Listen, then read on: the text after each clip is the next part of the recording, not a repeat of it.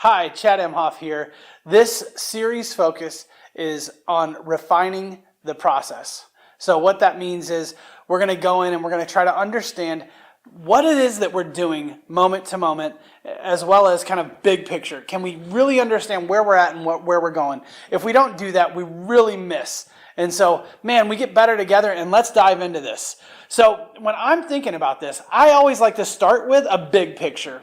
Like if I'm going on a trip, I want to know where I'm going. If I'm going to Colorado, I want to know what roads are between here and there, and I kind of even plan out like where I want to stop. What are the big landmarkers or mile markers that I want to see? And EFT, it's great. We've got the map, right? We've got these steps and stages that we can really think about that show us, hey, this is where we're at and this is where we're going.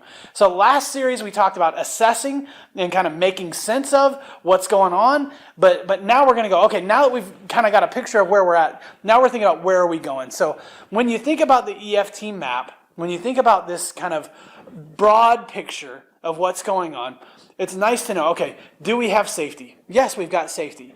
Do we have any level of emotional engagement? Can we work and kind of get a picture of who they are and what they're doing? Yeah, okay, we've got that. Then we can move on to say, all right, well, who's my pursuer and withdrawer? What does that look like in this session, and how does that show up?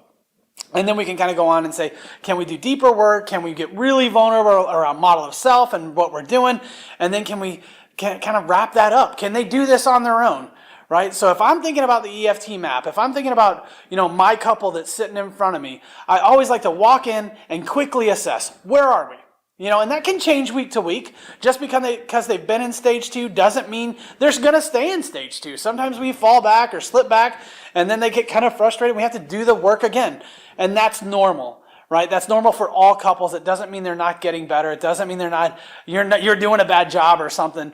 That happens to everybody. But if we have this map, which is so useful, right? When we look at that map and we say, where are we today? Where are we right now? When we have that map, that really dictates to us what the next move is. We can say, do I need to take a left and go to Albuquerque? Or do I need to just keep going straight and we're ready to go deep, right?